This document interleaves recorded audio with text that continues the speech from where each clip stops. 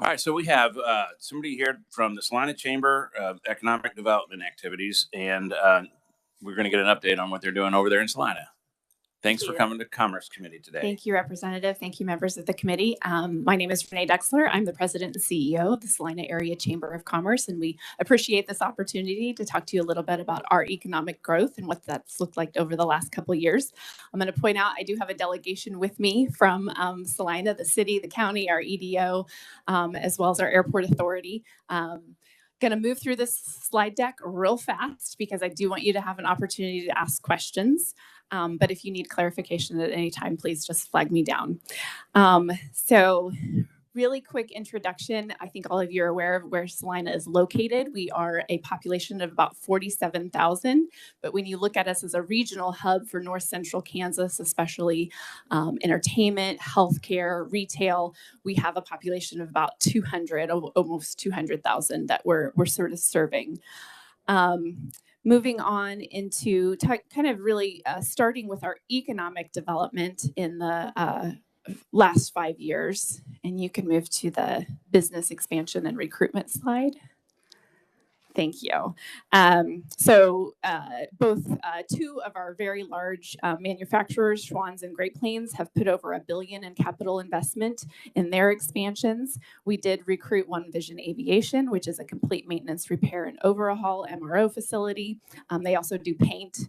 Other smaller recruitment and expansions that have put in over a $41 million investment.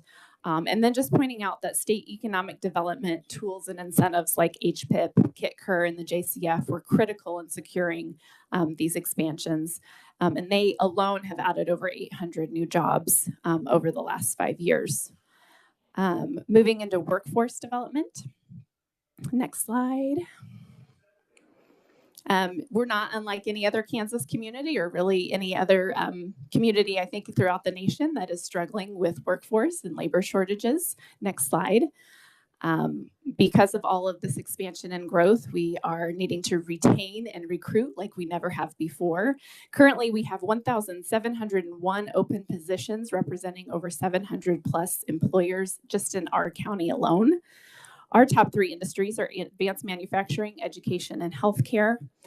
We've got 5 post-secondary schools located in Saline County. That includes K-State University Salina, Kansas Wesleyan, Salina Area Technical College, and then both the KU School of Medicine and the KU School of Nursing. We did just receive through the Department of Commerce a $3.325 million Aloft grant that helped us create the Aviation Innovation and Maintenance Center of Excellence at the Airport Authority. That first class just started last week. It's a pre-apprenticeship program to get individuals into the trajectory of a career and workforce for aviation industry. Aviation maintenance industry, I should say. And then we have a strong partnership with all of our local schools, certainly trying to work with as young as middle school and into the high schools for internships, job shadowing in that CTE instruction. Next slide. We're very proud of the community collaboration that we have had that has allowed us to really grow as a community. Next slide. This has included investments, including the big one for us, our $160 million public and private investment or partnership that has revitalized our downtown and created entertainment venues, retail shops, restaurants, the loft apartments, and a luxury hotel. This also included a streetscape that allowed for better multimodal access and safety. We also have the creation of a successful Star Bond district, as well as 3 community improvement districts and a tax increment funding district as well. And then there's been more investment into some of our sports venues and attractions, including baseball, softball facilities, tennis, pickleball courts, and then the Salina Fieldhouse. Next slide. So with all of this investment into our core, we've really worked to activate our downtown. Next slide. And really quickly, we've got the Canvas project that's providing large-scale murals that you've hopefully heard about and maybe even seen from the interstate. We've got our Salina Downtown, which is a business improvement district that is activating the downtown with programming, live music, a farm and art market. We've got our sculpture tour with public art that is located all along that corridor. And then we've got phase 2 of our Lee Loft building that is creating another 80 loft apartment spaces in our downtown. There are 53 currently existing from the first phase.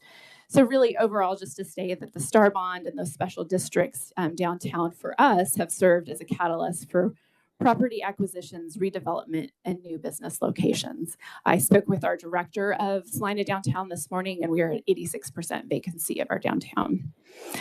Real quick, want to touch on just the history and culture of innovation in our community. Next slide.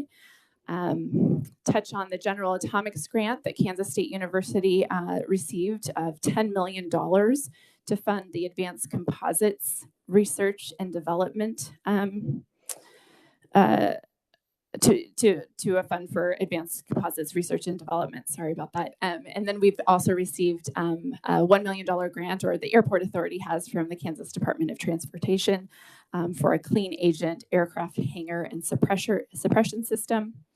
And then the expansion of Great Plains Kubota in our community has created a space where the engineering research and development offices for all of North America will be housed in Salina, Kansas.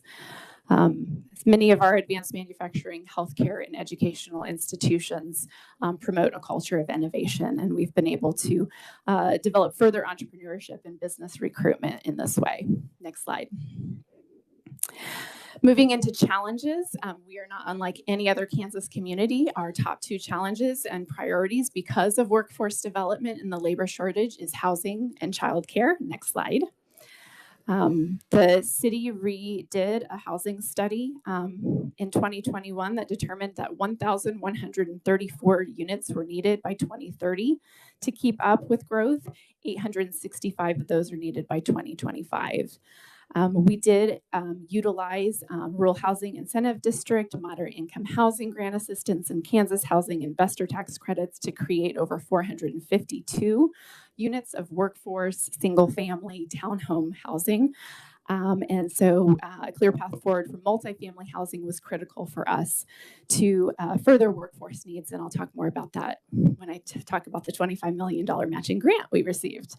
And then with childcare, it was 1,097 spots needed the last time we really started diving into this. And we've been very fortunate in Salina that our area United Way has really taken the helm of this by creating the Early Childhood Initiative Fund. And then we have been supporting them in talking to employers and our community members about investing in that fund to help support childcare in the community. They also received a $1.87 million grant from the Kansas Children's Cabinet as well. Next slide.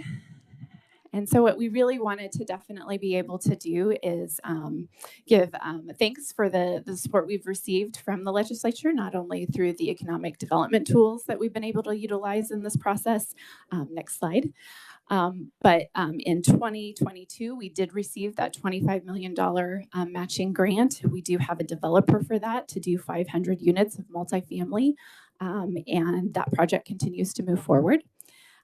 Last year, we were able to announce the recruitment of Pure Imagination to Kansas State University Salina, and so we will be building a $41 million advanced spatial computing studio and learning center.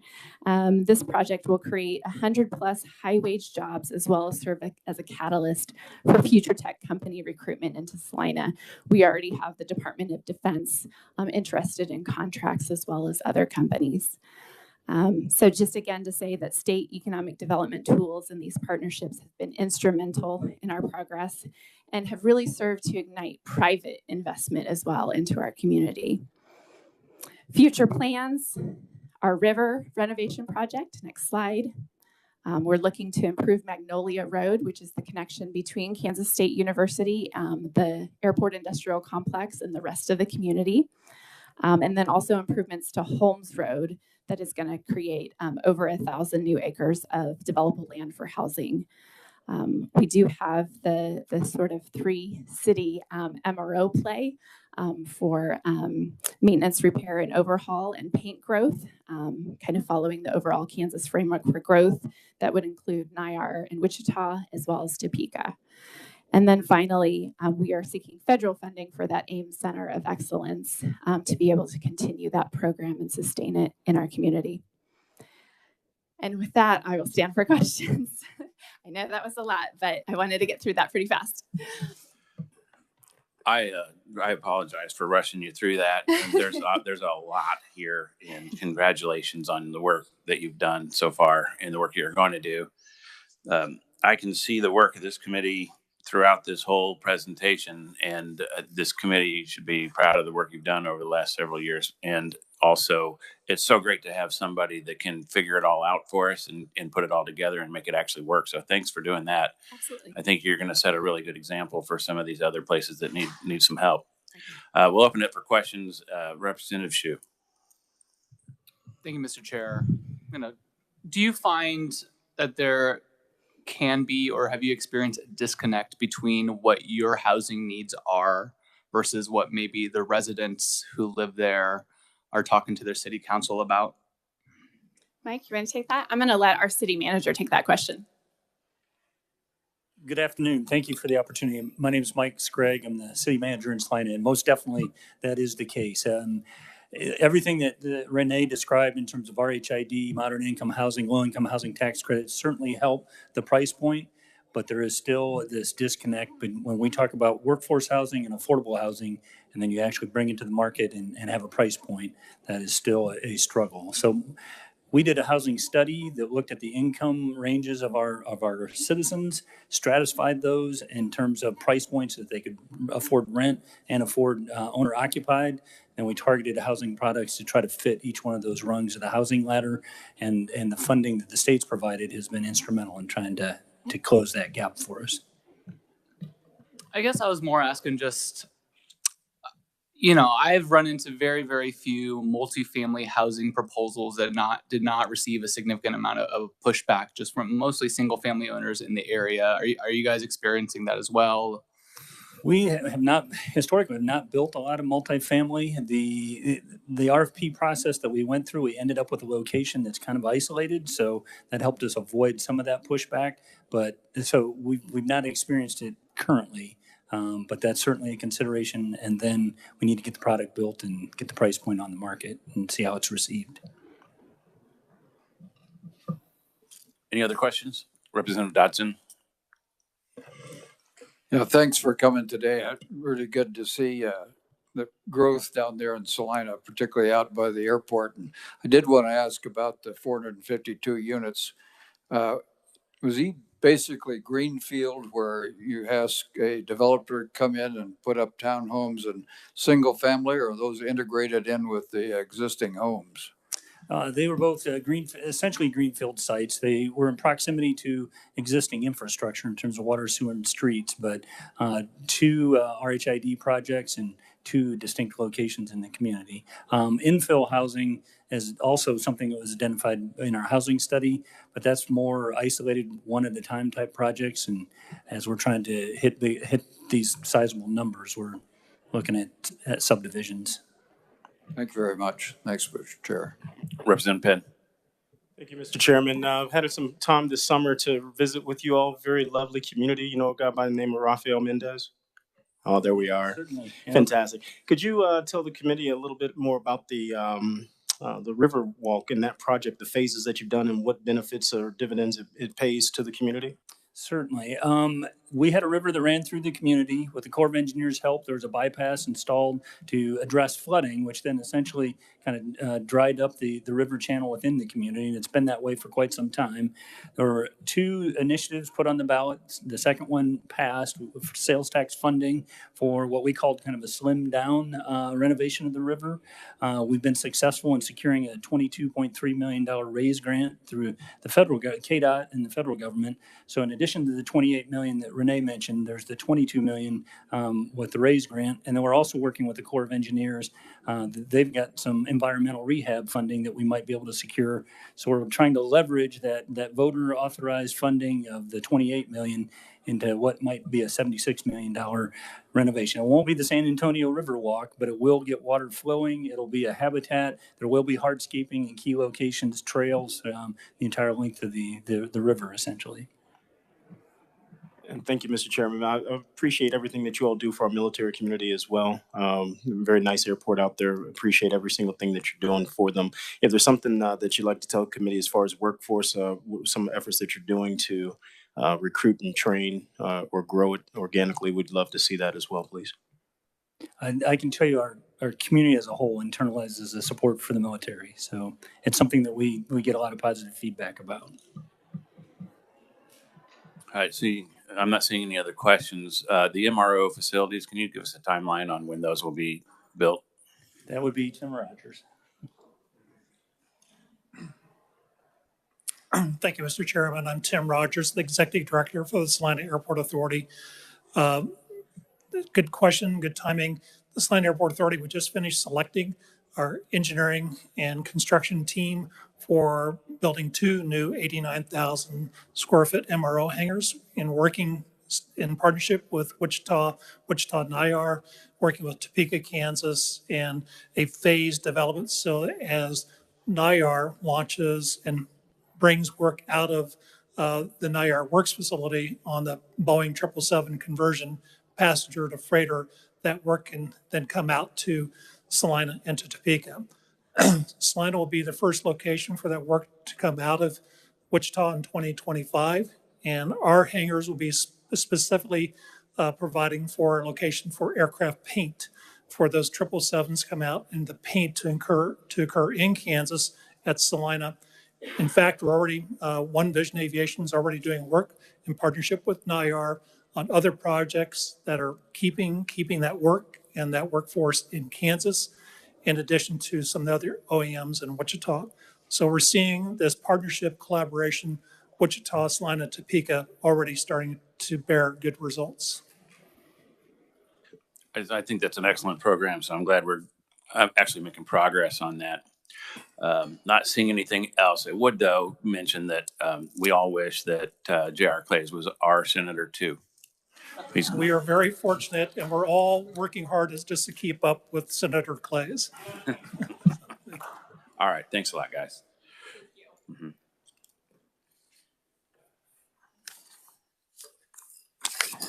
Okay, so we're going to move on to HB 2570 hearing. Charles, you feel like going through the bill, or do you want to, we should just chalk it up to we've already heard it? Okay, we'll chalk it up so we've already heard it. That's a good call. Yeah, right. Okay, we'll open the, if anybody has questions on what the bill does, we'll get with you sometime between now and when we work it so we can go through it. And it's going to change pretty dramatically anyway. And so we're going to, hopefully by the end of this process, everybody in here will understand how to speak to this bill. We're going to open up the proponent in person, and we'll start with Dan Murray, NFIB. Hello. I have you first in the list if you would rather not do this.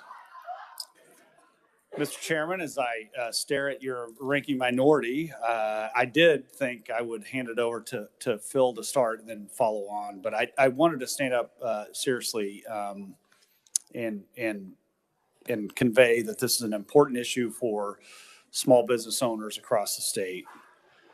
This bill addresses many of their concerns. It's complicated. It's the work product of hours of negotiations that I really appreciate Mr. Hayes and others working on. It represents something that I think is not perfect, but it is not the enemy of good. And so I think we've gotten to a place where we've gotten a good work product that really does a couple things. One is for the 97% of small business owners or business owners that are positively rated, they will have their taxes cut in half. For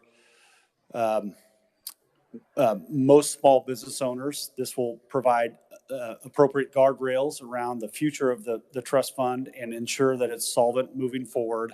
And then finally, it addresses our longstanding concern about claimants not following up on their requirement to seek employment. And that's been something that I've heard from NFIB members across the state that is one of their biggest concerns, which is we'll bring people in. We have workforce issues for the last, I want to say 12 months to 24 months. The largest issue that small business owners have faced besides inflation and hiring and issues like that are workforce issues and being able to hire folks. So we think that'll address some of our small business owners' concerns. So with that, Mr. Chairman, I'll close and say thank you for allowing us to have this opportunity to testify and bring this important issue to your attention. Mr. Hayes obviously will go through the technicalities of the issue of the bill, but I stand ready to answer any questions that you or the committee members may have.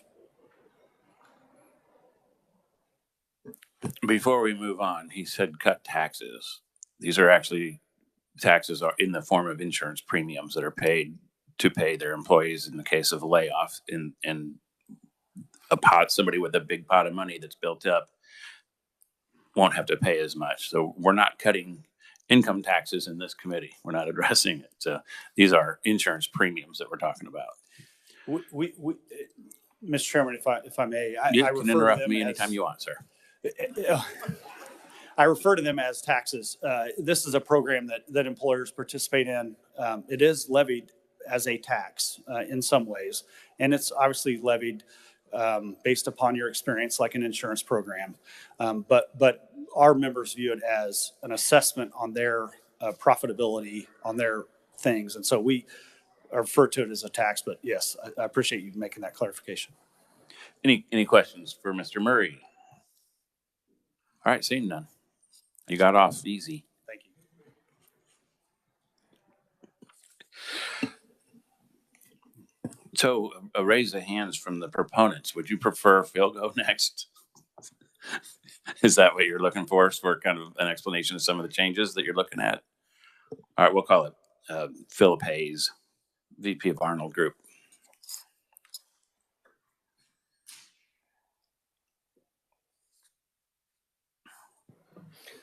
Good afternoon. I did submit my testimony in advance. I promise 7 pages. I'm not going to go through it. I already killed you with a 65-page slide deck. But I do want to just leave you with a couple of key considerations here. I stand before you today not only having worked closely with Kansas SHRM, Kansas Chamber, Kansas NFIB over the last 12 months. I've also worked with another number of groups. A couple of them you're going to hear from today. Others, I've just had conversations in the State House over phone, over email, and I've never had, I guess, such a broad business coalition on unemployment. This is what I would consider my 4th chapter or 4th installment on Kansas UI reform. What's baked into this is what we also fought for in 2013, but some of it got walked back based on the administration at that time because we were going through significant changes. I think over the last 10 years, those reforms have proved themselves. We've reduced negative rated employers from 7,700 down to 1,900. So we've had a near 80% reduction, meaning we've lifted negative balanced employers up the tax rate, and we've actually cut their contributions on an annualized basis. There's a lot of concern early on that this was going to flood a considerable high percentage of employers in the top rate group when we did that. That did happen in year 1, but employers have redistributed throughout the rate groups in the last 10 years. So items 1 through 14 on page 1 of my testimony is just a summary, high-level overview of what's baked into this bill as written. You'll see broad Kansas Business Coalition amendments, the 3 that we're looking at changing, slightly different than what Secretary Schultz shared yesterday. Most of it is the same, but they're also in agreement. This bill has been like a spinning top I went to bed at 10 last night, closing conversations, and I woke up on the road talking to KDOL and other representatives across the state. So some of this, I do have slight changes, but also have 100% agreement across the board from all parties. The first one being modifying the guardrails regarding temporary unemployment, changing that reporting piece, indexing the taxable wage base at a much different path than what is currently in the bill. And then doing it one time, we've talked about a soft reset. We've landed on a complete hard reset. And we're going to talk about that here in just a minute. So page 2, I'm not going to bore you with this, but this is the Cliff Notes version. I did this with House Bill 2196. It's just a quick and dirty look at that and the primary provisions in the pages. Page 3 is really kind of the crux between what's written in the bill versus what is the conceptual amendments agreed upon the broad business community and the administrators. Currently, temporary unemployment, you heard the math story problems that Secretary Schultz mentioned yesterday, the 2 + 4 + 4 +, and it just went on for infinity. We're going to simplify the administration piece. There's full agreement to just do a simple 8 and 8. The My Reemployment Plan currently has 8 weeks baked into the current statute. We're just going to limit the first 8 weeks to any positive or any negative rated employer. You get 8 weeks, you don't get to go up to 16 weeks or an unchecked accountability of that. We are going to offer one exception carve out, and that's for the state highway, or not just state, but highway, street, road, and bridge contractors, plus ready mix suppliers. Because if you can't pour concrete based on the weather, why would we prepare the ready mix piece of it? So they'll also be qualify for that exception as well. So simplifying that to an 8 and 8. Then item B is the annual reporting. And I know Secretary Schultz mentioned yesterday that there's movement about submitting some of the detailed level data on negative reported balanced employers just to the Commerce chairs and the LCC. So we'll actually have the detail if we need it. And if there's of concern, we can engage at that point. And then we'll just post some of that high level aggregate data on the public website. Item 2, the taxable wage base. So what is baked in House Bill 2570 right now is we're gonna realign the tax tables and the trust fund control table in 25. Still gonna do that. That is a piece that we'll move forward with. We will maintain the $14,000 static taxable wage base, which is also currently in the bill. What we're gonna do is take the graduated path away of incrementing the indexing piece by 5% over 8 years. We're just going to jump overnight in 2026 and go to a 50% taxable wage base. So our wage base will actually go to, in today's dollars, $27,900, which is near double the $14,000. The complementary piece to that is the trust fund control table. We're going to cut rates in half. So if you're paying in rate group 5, your rate today would be a 1% SUTA tax rate. We're going to essentially double the taxable wage base, but cut the rate in half to 0.5%. So essentially that's a net neutral gain. The one-time hard reset, we went back and forth on this. I planted the seed in conversation. I thought it had merit, and the more we vetted this out and watered that seed, we were going to just write off to a negative 25% reserve ratio. But realistically, there's a lot of legacy debt that has been accumulated over 85 plus years since the inception of the Kansas unemployment system. And the older rate system didn't do any favors to some businesses. And it's forced them down into a pretty deep hole. So we want to lift them up. We've negotiated that we're just going to do 100% forgiveness going into 2026. So we'll realign the tables, static wage base in 25. Then the second piece in August of 2025 will absolve any negative debt on the books. And I would say that's not like writing normal debt off. Largely, this is uncollectible debt. It's going to take some companies, if you run the math, it would take them over 100 years. On average, it's going to take a bulk of employers 50 years to get out of that hole. And some of it was just the old system and the legacy components of the overall system. So we think this is a good way that we can just give everybody a level set opportunity to say, we're going to lift you up into a positive rate group, 27. At that point, that tax rate is 2.7%. There's a shifting with the tax tables next year, positive balance employers will save roughly $75 million. In 2026, with the debt forgiveness, our upside down negative rated employers will save about 70 million. But the total write-off that we're going to look at is $491.7 million. And again, this is legacy debt that is shared between 1,900 employers, and the likelihood of them ever getting out of that hole is nil. So we've reset the system. We've modernized it, not only the parameters and the components and how it works. We're going to end up with a modernized IT system. Now we're going to give everybody fair footing to really control your UI tax destiny beginning in 2026. So there's something in here for everybody to love. There's a little bit in here for everybody not to like. Writing off the 690 plus million is a pretty big pill. I don't think that sits well with a lot of people.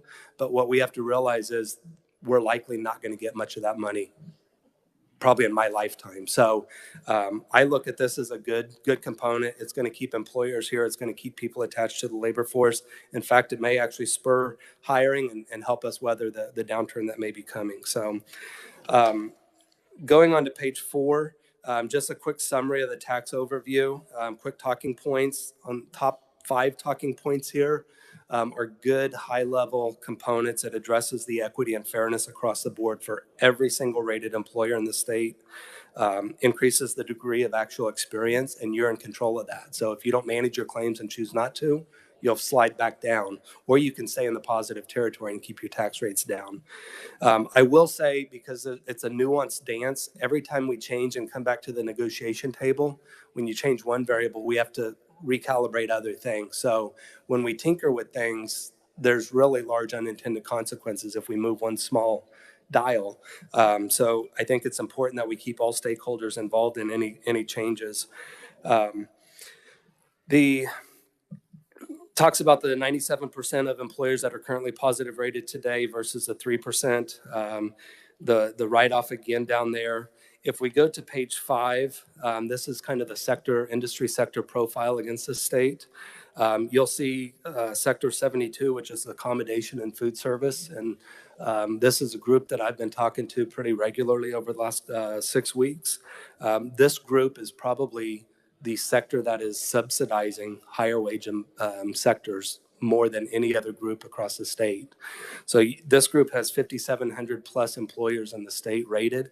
Only 27 are upside down. So less than 0.5% of their sector is upside down, and they have the lowest threshold, but yet they're subsidizing a great portion of the parameters in the current system. So page 5 here, the bottom line, I'll just say, I'm a Matrix nut. I like John Wick. I have a little bit of deja vu because I'm here on my 4th chapter, and I don't know if this 4th installment is going to kill me. I'm not sure where John Wick stands. But this is a little bit of my rendition of You Never Even Call Me By My Name from David Allen Coe. Thought we had the perfect Kansas UI reforms through the years, but we're back again with a 4th verse. And really that 4th verse is a quick and dirty summary here. I will draw your attention to 5A. In August of 25, when we write all that debt off, beginning in 2026 again, those negative rated employers that are paying roughly $1,064 today under the current schedule will drop down to $753. They're going to see a 29% decrease like that. And the onus is on them to keep that position and stay above the line. Or if you don't manage your claims, you'll fall back down to the negative tables and you will pay a little bit more. And the tables are realigned to better balance your contribution with your usage level. So, and just a couple of points from yesterday. I know their questions came out, and on page 6, the ghosting, it seems like this is a sticky point. There's a lot of conversation last year in this committee. I know currently the work search reporting, claimants get a report employers who they apply to. As an employer doing business for 25 years in Kansas, I think I've received, on both hands, I can count the times that I've had a random audit show up on my doorstep. And we do temporary staffing, we do high volume employment. So it's a really small sampling in my opinion. I'll just say that the employers would like to potentially report potential claimants.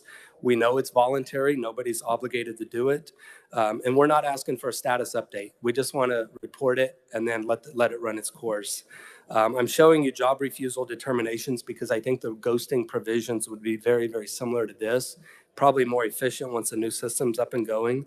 We introduced this in House Bill 2195, and you can see on average, any job refusals that are reported, nearly 85+% get benefits turned off because that candidate, once they were investigated by administrators, they were not wholeheartedly attached to the labor force.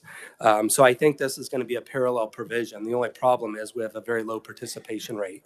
So that's on the employer community to find a solution there. Temporary unemployment guardrails, we put this in place in House Bill 2196 also. These were the similar provisions that we were putting in place for temporary unemployment.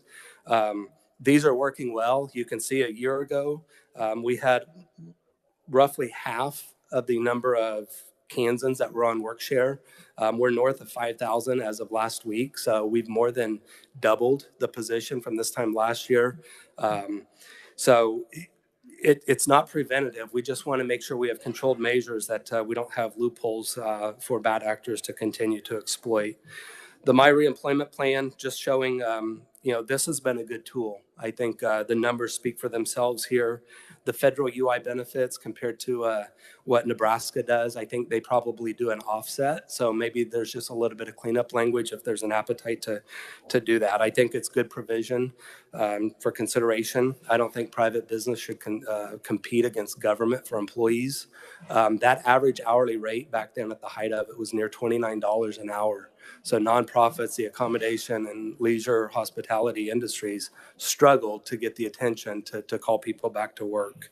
And then lastly, I think there was some contention about the Employment Security Board of Review candidate qualifications. I served on that Board of Review from 2013 to 2021 for 8 years.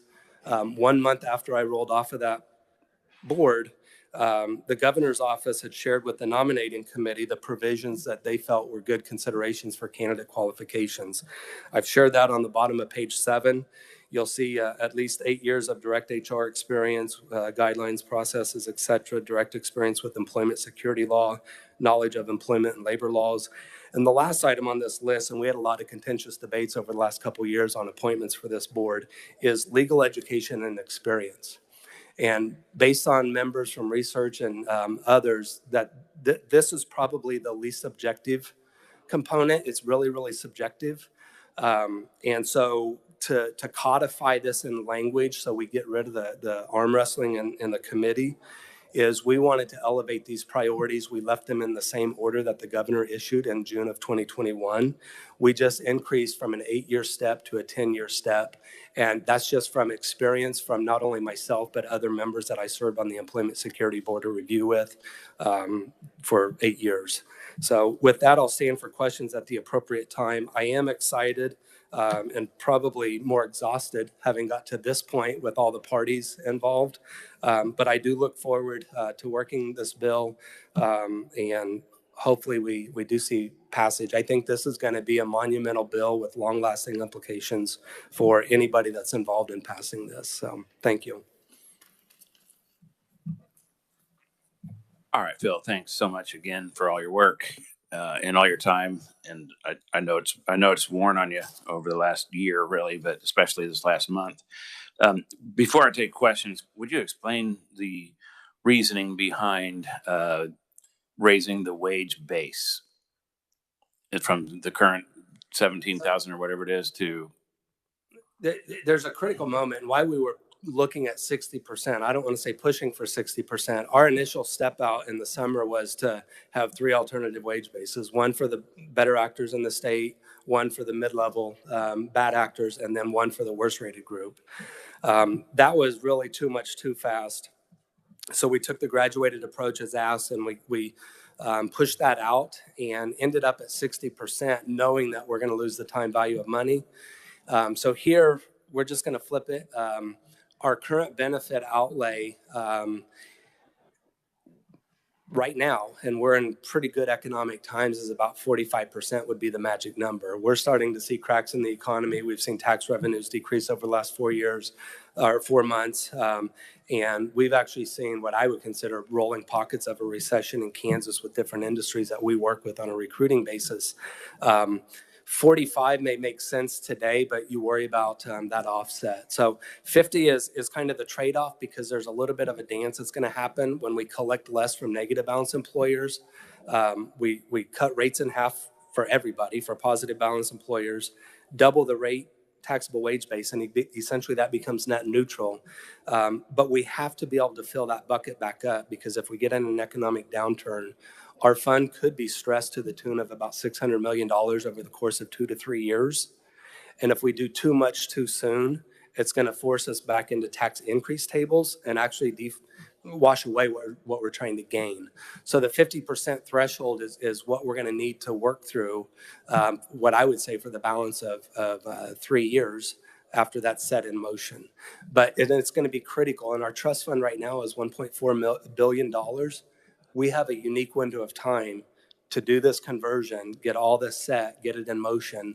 And because if our trust fund was under $1 billion, I don't think we would want to take this chance. So there's a lot of calculated corresponding parts that are dancing together in this.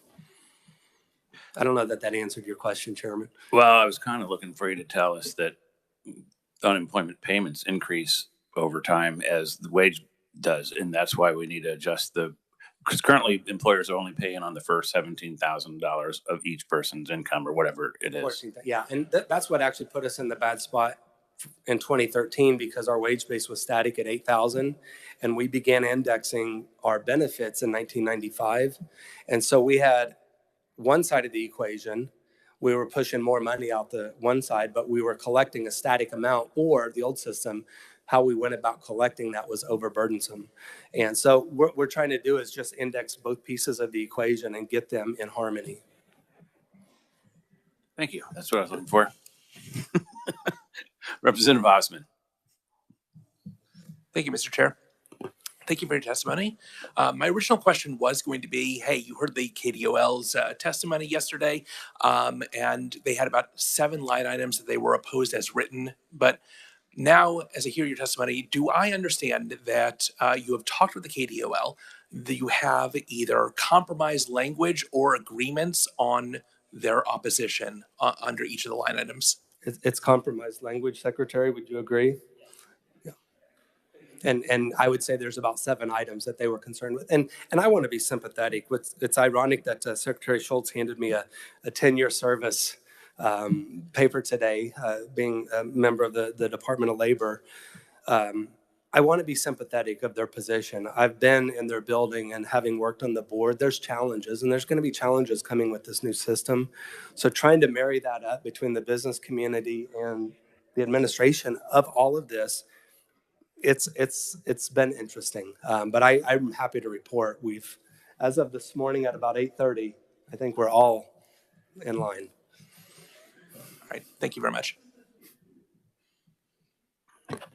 Okay, so it would have been nice if you would have let me know that you had that agreement at 8:30, because I spent a portion of my morning trying to I was begging the secretary to allow us to do the 4 weeks, 4 weeks, 4 weeks, but nobody clued me in that we were cool with their 8 weeks. So I apologize for taking your time, Madam Chair, and telling you that you were wrong. There wasn't an agreement. You were right. There was an agreement. I'll take the hit. Maybe it's 9:30. It's all on me. My meeting was at 10:30. Maybe it was 11. Good try. Representative Dotson. Mr. Chair, I've got 2 questions if I can. One is on the chart on page 6 on the job determinations. So I want to make sure this chart is doing what I think it is, which is 85% of those who say the job does not suit them are found to be not true by those who are looking at them. Is that right? The adjudicators within KDUL staff looks at that, looks at all the it depends factors, and determine that those were suitable jobs and bona fide job offers that were not taken. Thank you. The other one has to do with a conversation we had when you were last here, I think. But on the subject of this ghosting, in other words, we've given the employer the opportunity to report, the activities, if they want, of the applicant. Does DOL have that same ability? In other words, when the claimant comes and says, I've tried 3 times, does the DOL have the authority to go to those reported job A, job B, job C, and ask the employer if they indeed had come for an interview? They can and they do. It's just not on a large scale because of the manpower to do that. And hopefully we gain efficiencies in the new system.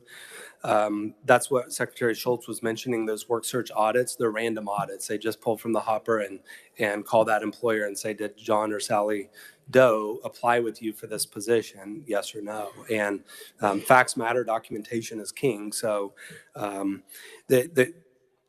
so hopefully that answers your question. It is being done. It's just on a small scale. And what's interesting is U.S. Department of Labor, even for benefits accuracy management, we only inventory about 300 claims in any given year. Even during the tsunami that we had with COVID claims, they determined that we have roughly a 14% overpayment rate on a very small, slim sampling. And that's the concern with the ghosting piece is it's easy to say, yes, I applied for jobs and not say I scheduled interviews. If that's the question, a claimant can answer that in all honesty. Yes, I applied or I have an interview scheduled. Whether they chose to show up for it or not, that's the heart of what the ghosting piece is about. Yeah, I guess these two things taken together just indicate if I'm seeing 85% in this particular element, that would mean that at least for some period of time, we ought to be really heavily auditing so that we know that we've got people who are falsely reporting. Yeah, I would agree. Thank you, Mr. Chair. So yeah, in a perfect world, we'd be able to audit it all. And sometimes the systems tie together, and the Department of Labor is doing the best they can right now to try to attempt to tie together the Kansas Works program with their new program so that we can do a better job of auditing that. This ghosting piece just adds one more little piece that, okay, hey, Sam Smith here. Sorry, Sam, didn't show up for an interview that he scheduled. In the case that he had told you he did, he didn't.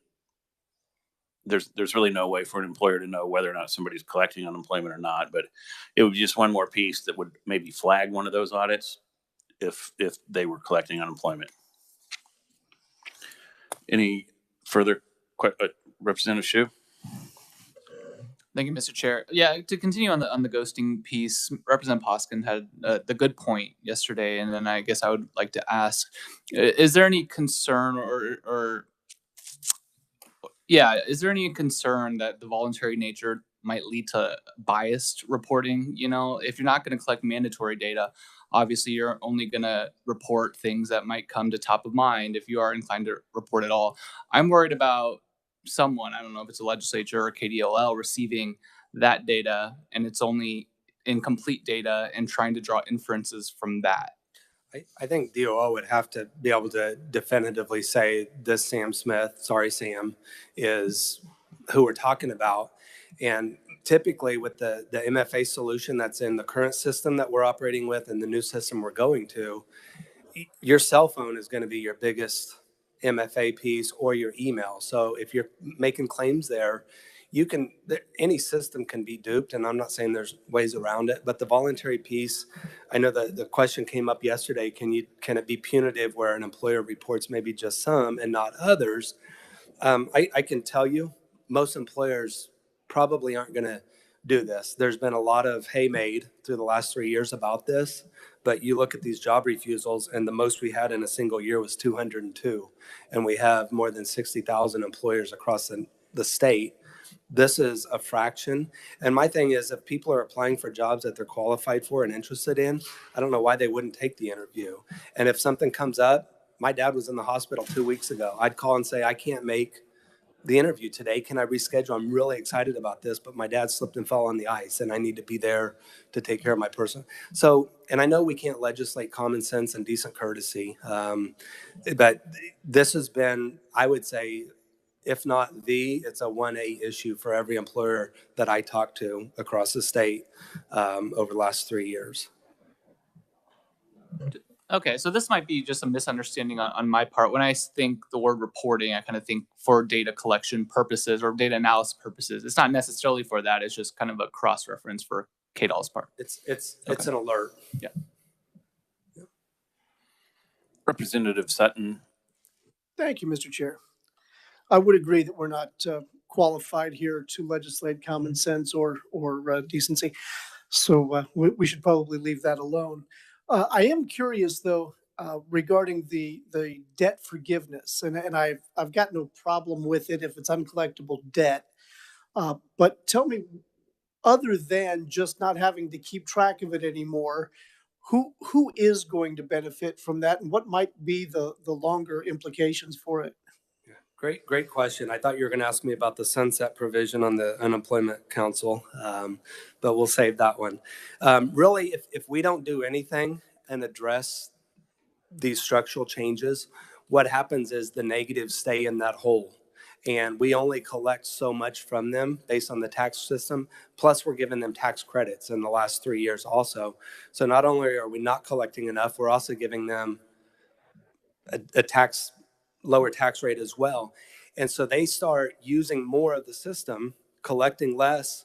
And so what happens is when our trust fund takes a hit, it's going to force the 97% of positive rated employers of small businesses across the state. We're going to end up sacrificing our tax credit schedules, and we're going to shift back over to the standard schedule and then ultimately up into the solvency schedule. So we're all going to receive an increase. And this is exactly what happened coming out of the Great Recession and leading up to this. There's only a flat amount that you could get from the bad actors, and everybody else had to pay for those sins.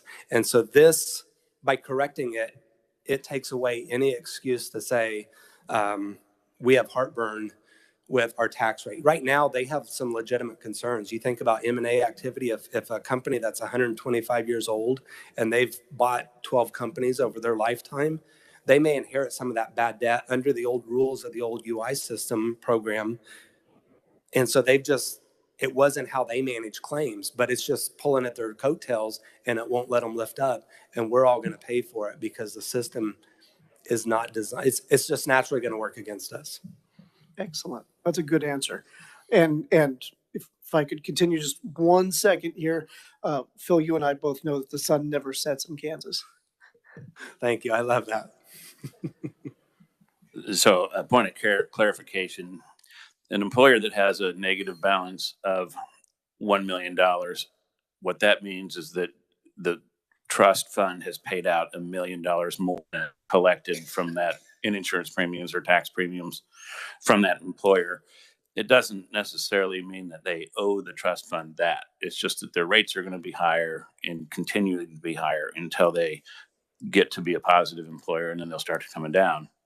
And as Phil said, there's a lot of employers out there that purchase other companies or have suffered tremendous downfalls in the past many years. They'll never be able to dig out.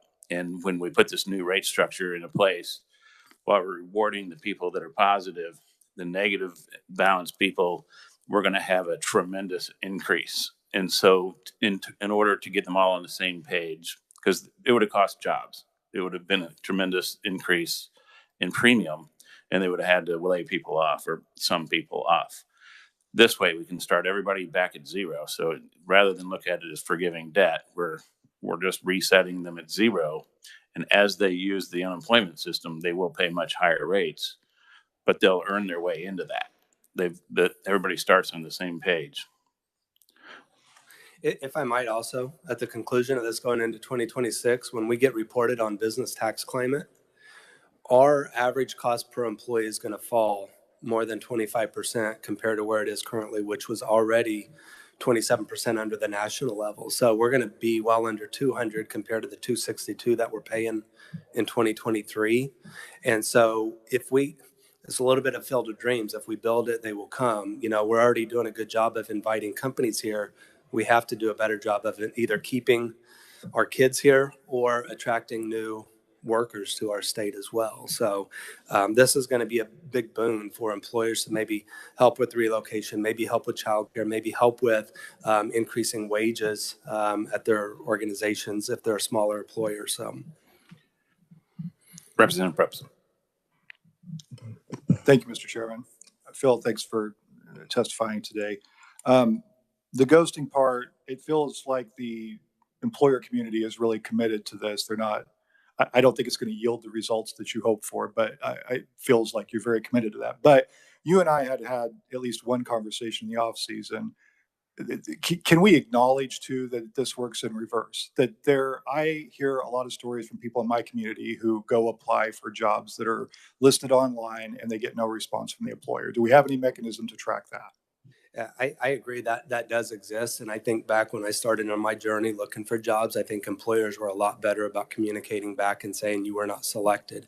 I think it's extremely easy for employees to apply for jobs now. To some degree, there is I guess, an avenue for claimants, because if the employers don't refute it, then they get benefits. So it's right now there's just no repercussions. If we arrange for the HR manager's time to coordinate an interview, we get a production manager or a shift lead or somebody else, and we coordinate schedules and we interrupt whatever, and then the person doesn't show. The person looks great on paper, and more often than not, those employers are reaching back out to that candidate saying, what happened? Can we reschedule? We don't want it. We'd rather have the employee, because we've got seats to fill and widgets to make and different processes to take care of. So I do agree it's probably a double-edged or two-sided coin for sure. I think we've lost our way just from some civility in the job search process, period. But it's the nature of technology. And I think the further we get down this road, it gets a little bit more difficult. Hopefully the new system will actually gain some efficiencies here. But I don't know that there's an easy answer to it, but I think both parties are probably guilty. The other question I have, there was testimony yesterday, I believe it's on page 2, line 12, where there was this idea of this pandemic era angst that existed over enhanced federal benefits. And there was language that said if the federal government offers benefits that match or exceed state benefits, it would have to suspend state benefits. And the testimony was that that's impossible because the federal benefits are contingent on state benefits. Was there an agreement reached on that language, or have you guys discussed that? Not specific. I know Nebraska has this, and I think their language may be more, it's an offset or it reduces state benefits. But yeah, at a minimum, somebody would have to be collecting at least $1 into the unemployment benefits to receive the federal. So the language probably needs to be cleaned up. And I think we've had loose conversation, but I don't know that we're on a landing point. But there's no dispute on the business side that probably needs attention. Thank you. Any other questions? Representative Clayton. Thank you, Mr. Chair. Thanks for being here, Phil. So just calling some attention to the taxable wage base that you have discussed here. So one of the things that I've seen mentioned in your testimony is that it's reestablishing parity. I'm hearing words about fairness. But I guess if we're using old quotes, I'm going to go back to one that I hear quite a lot in this building, that is picking winners and losers. So tell me more about who is winning and losing under the current system and how that parity would affect things under this change. Thank you. Everybody wins and everybody loses in the agreed amendments. The big winners are the 1,913 negative balance employers that are going to have $691 million written off. That's a poison pill for positive balance employers to swallow. I can promise you there's a lot of people that don't necessarily like that, but I don't think they understand the intricacies that this is uncollectible debt. What positive balance employers get is a 50% tax reduction in 2025. So there's an immediate savings, and then they're net neutralized compared to 2024 and 26.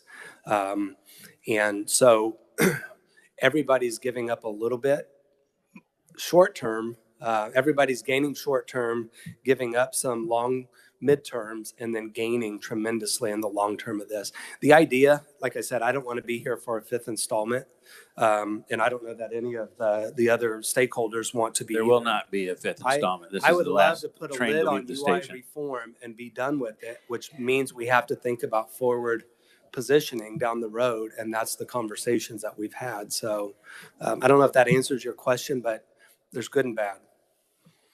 So just a follow up. So when you talk about the people that don't necessarily like it, I understand that this is a tenuously negotiated bill, and I certainly don't want to put this into jeopardy, but I just want to make sure that I'm making a good decision here. Who doesn't like that portion? I just want to know who those folks are, just so I can make an educated decision. I've not had anybody reach out specifically. I know before we did the 100% write-off, there was more concern, but with this provision, I think that satisfies a lot of concern. The other piece that does come up, and I didn't draw attention to it, if you look at the bottom of page 5, this would be, to answer your question, 10 years from now, if it's a negative rated or an employer today that does not manage their claims or put better processes in place to really position themselves to engage in unemployment claims management, they will fall to the negative rate tables. And if we have an 8 and 8 weeks on the temporary unemployment, they may not like that because they may have been getting up to 16 weeks and drawing the fund down. There's alternative provisions called subpay plans, and those individual employers can identify a private trust fund with any parameters that they want to help satisfy that piece if and when they get back into that position down the road. But we're giving everybody a 2.7 maximum tax rate in 2026 to determine their destiny. Representative, it helps you stomach it.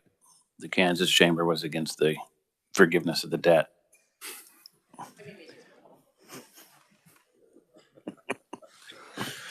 Any other questions? Seeing none. Thank you, sir. Thank you. Next up, William Wilk, Kansas Chamber.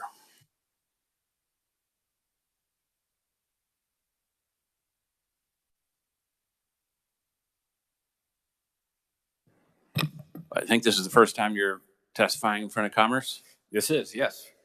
This is the first time you're testifying anywhere? Not anywhere. First time in Commerce. Darn it. All right. Well, hopefully Phil did a great job going through everything, and Dan did a great job going through the impact on small businesses. So hopefully I don't sound like too much of a broken record for this committee. But good afternoon, Mr. Chairman, members of the committee. My name is William Wilk. I'm Senior Director of Government Affairs for the Kansas Chamber of Commerce. We appreciate the opportunity to testify today as a proponent to House Bill 2570, a bill which makes several key changes to the employment security statutes in the state of Kansas. First, House Bill 2570 contains provisions from last year's House Bill 2104, which largely dealt with administrative changes requested by the Department of Labor. One important provision added to last year's bill was the contents of House Bill 2333, which addressed the interview ghosting. That piece addresses an issue that has been a continued problem for employers seeking to hire job applicants. Employers have reported the issue where UI claimants apply for job openings but fail to show for an interview. Kansas statutes requires UI claimants to actively seek work, and employers may currently report to the Department of Labor when an individual refuses an offer. House Bill 2570 clarifies that employers may report claimants when they refuse a suitable offer or fail to appear for a job interview without notifying the employer of the need to cancel or reschedule. In today's job market, there are roughly 2 job openings for every individual on unemployment insurance. This provision provides explicit guidance for employers and employees on the eligibility for individuals to maintain benefits while actively searching for employment. Moving on into some of the new provisions included in House Bill 2570, last summer we began discussions with representatives from KDOL and the highway construction industry to work out language related to the temporary unemployment benefits. In doing so, we also started talking among the employer community about the updating the UI tax structure to address the taxable wage base, which impacts annual UI tax contributions. The taxable wage base was increased back in 2013 because our UI system had become stressed and compressed under the $8,000 wage base. Kansas benefits are tied to the state average weekly wage, which under a static taxable wage base puts more pressure on the positive balance employers to contribute more to the fund when they are largely not utilizing the system. So in 2013, the legislature approved a bill that would increase the wage base from $8,000 to $10,000 to $12,000 and finally $14,000 over several years to avoid significant increase in tax liability all at once for Kansas employers. Since it's been 10 years since that fully went into effect, we began looking at increasing the wage base again. Through analysis of the system, we found that it would be best to also tie the taxable wage base to a percentage of the state average weekly wage to keep both benefits and tax structures in a way that inflationary factors and wage increases would be accounted for. Through the most recent agreements with stakeholders, we agreed to a taxable wage base for all employers to 50% of the state average weekly wage starting in 2026. As mentioned earlier, this process started with conversations on improving the state's temporary benefit program for employers and claimants. We are pleased to say that the compromise reached on the 8 weeks of eligibility plus up to 16 weeks for the highway and road contractors and now ready mix suppliers is an agreement by all parties involved in the discussions. One of the tougher pills to swallow, as mentioned earlier, was the negative balance employer debt write-off. However, we acknowledge the benefits provided by this change, as nearly 500 of the 1,900 negative balance employers will likely see themselves improve to a positive balance position, improving their tax situation as a company. The reality is some of the negative balance employers would never see the day where they could move into a positive balance position under our current tax structure. Some of that can be placed on the company for their practice of temporary layoffs, and their high tax liability was simply a cost of doing business. Some businesses, however, absorbed a negative position through mergers and acquisitions and absorbing debt from another entity from 40 years ago has no bearing on their operations today. So in the end, we are pleased with the work from all interested parties to craft a proposal which limits a one-time full debt write-off for all negative balance employers in 2026 to be included in House Bill 2570. House Bill 2570 also modifies the tax tables for positive balance employers, cutting tax rates in half for the 27 positive balance rate groups. Combined with the increase in the taxable wage base, the trust fund will still be able to collect the needed tax revenue to cover benefits while offering modest relief to 97% of employers in the state who sit in the position of being a positive balance employer. Thank you for the opportunity to testify today, and I'm happy to answer any questions now at the appropriate time.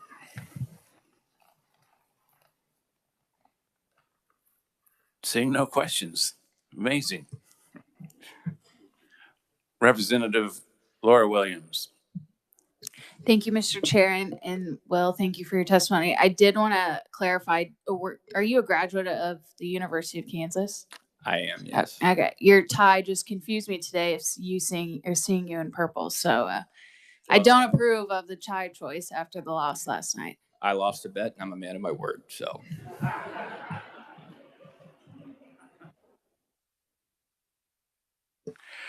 Okay.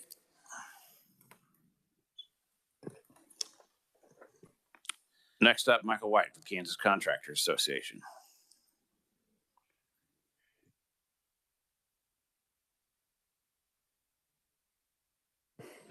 There we go. Now you can hear me. Thank you, Mr. Chairman. I'm Michael White, Executive Director of the Kansas Contractors Association. And if Will wants to trade me ties, I'm happy to trade because I think anyone that knows me knows I can be the most obnoxious K-State fan around. But I appreciate the results from last night and the hard-fought game. But no, I'm here today to speak to House Bill 2570. This has been a long, long process. And I do want to give a shout out to the chairman and his work. Definitely want to give a shout out to Phil and our lobbyist, Blaine Finch, who has led the negotiations on our side. Many of you might remember that name, and if you don't, I can call him up and you can fire questions at him if you'd like. Yeah, I think we got lots of questions for Blaine. So, But what I want to hit on, I think we're uniquely positioned. Just as of yesterday, I submitted opposition testimony to this bill, and we worked through the final issues late yesterday. And so I'm going to touch on three areas real quickly, real briefly. Obviously, the taxable wage base. I'll be honest with you, we felt like 45% was the better percentage than the 50. But to move this process forward, we think this reset of the program is a really good idea. This has a lot of merit, and we didn't want to see that progress over the 5%. I mean, you're talking about a wage base at either $25,100 or $27,900. What I am going to ask of the committee, and we've talked to Phil and others, is as we work through this process and the chairman works through this bill with all of you, think about potentially a trigger that if the fund got to a certain level, maybe it falls to 45%.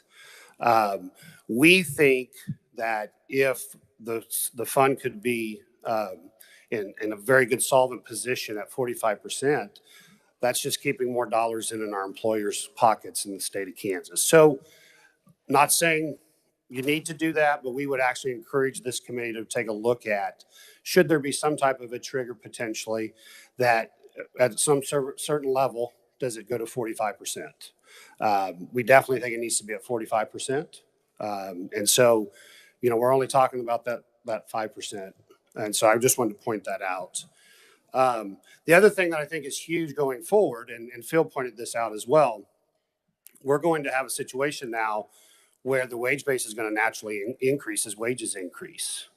And as that's never, you know, that's not been the case. As Phil pointed out, the benefits have naturally increased, but the payments have not, the premiums have not. So that is going to be a new feature that we think is very important to this as well. I do want to speak to the negative balance because we obviously have members with legacy debt, as has been pointed out here. I have companies that are 100 years old in this state, and they've had many acquisitions over the course of time, and they've acquired this debt.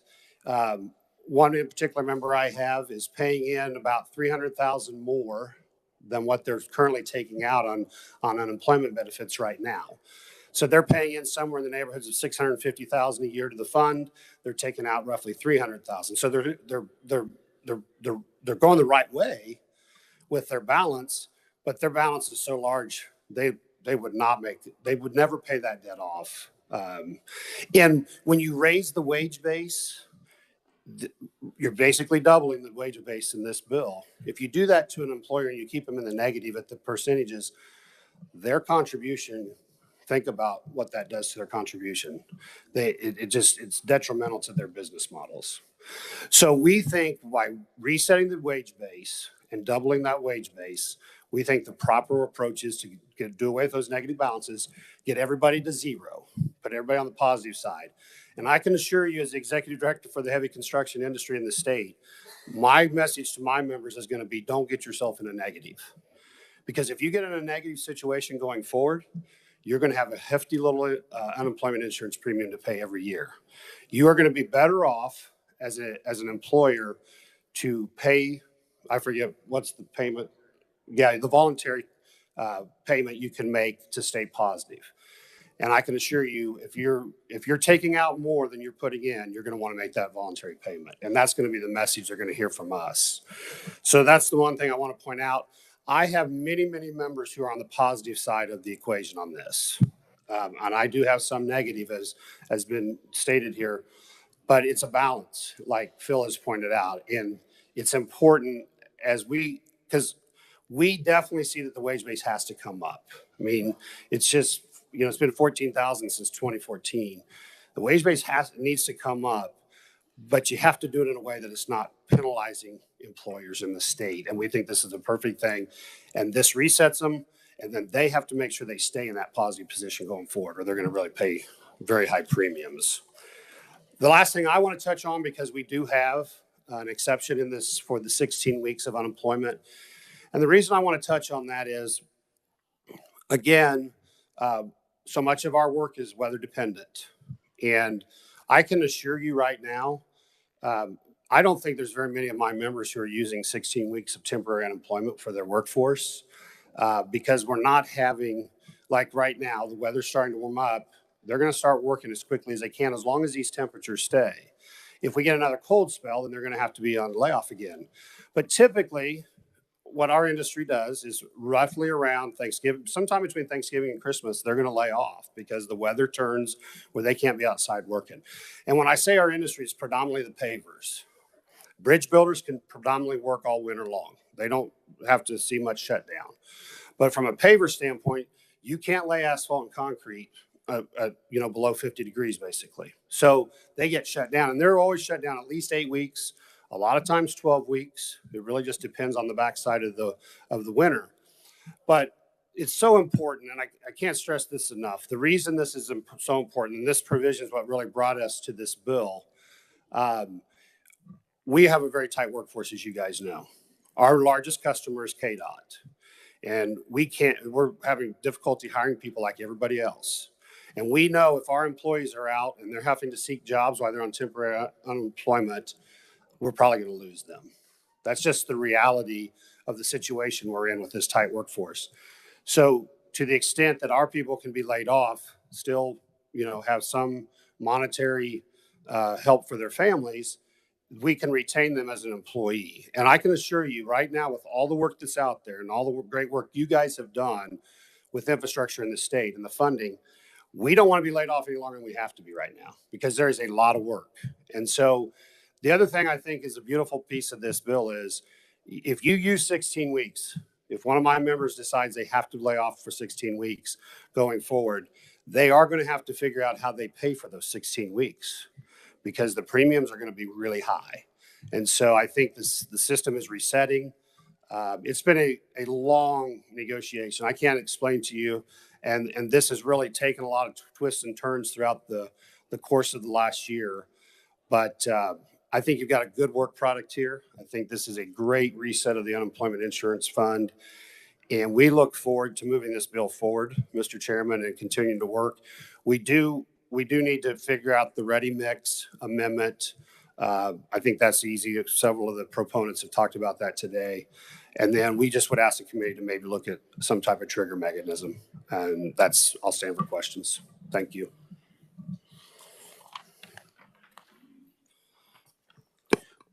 Thanks for your testimony. And we had this all figured out until you went and hired Blaine and screwed the whole thing up. Well, sorry, Mr. Chairman.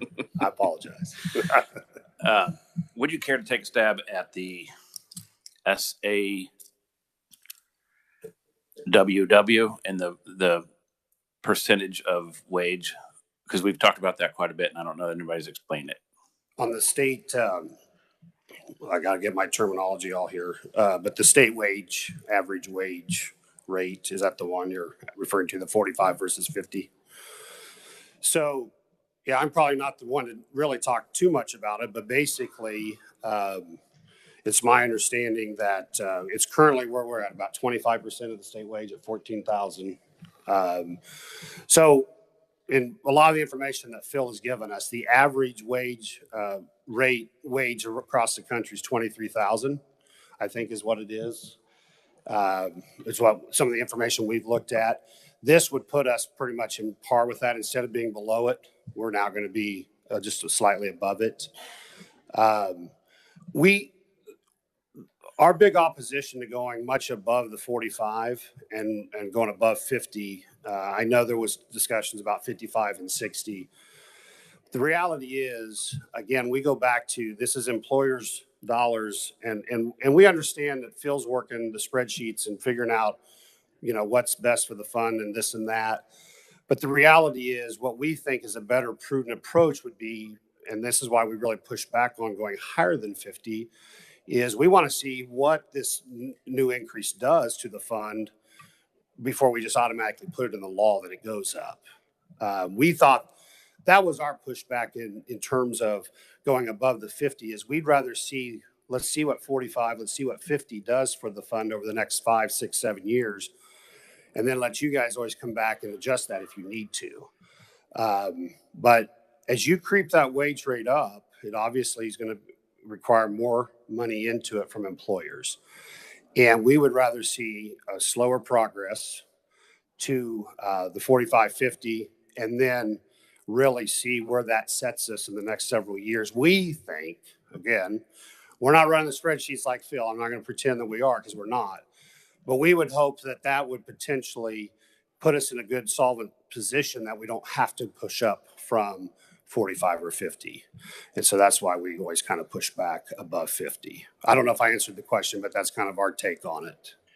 Yeah, I think you did. The point is that no matter how much you pay an individual, you only pay your premium or your suit of tax on the first 14,000 of their payroll. And then when you lay them off, they collect unemployment. So the whole idea was to kind of raise that number a little bit. But in doubling that percentage, we also halved the rate. So it should be a wash.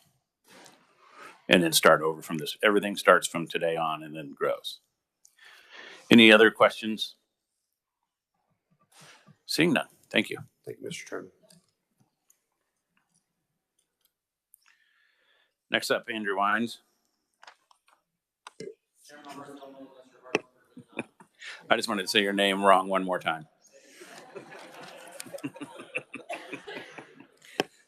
All right, we're moving him to written testimony. And we also have written testimony from Kevin Walker. We don't have any other testimony listed. Is there anyone else that wishes to testify as a proponent of this bill? Seeing none, I also don't have any opponents or neutral. Is there anyone else which wishes to testify to this bill? No. Okay, great. Seeing none. I'm going to go ahead and close the hearing on HB 2570, and I'm going to kind of attempt to explain what the plan is going to be. Charles has indicated that he could have a balloon amendment on this only on the agreement part, ready for Thursday. And so we will begin to work this bill on Thursday of this week with the balloon amendment. We'll walk through it. That way everybody will understand where we stand on Thursday as far as what all the parties have agreed to. Then we'll give it about a week or so for any of you to weigh in on it and make amendments. And I would ask that you don't fire amendments at Charles yet. Be nice to our revisers because the bill's changing.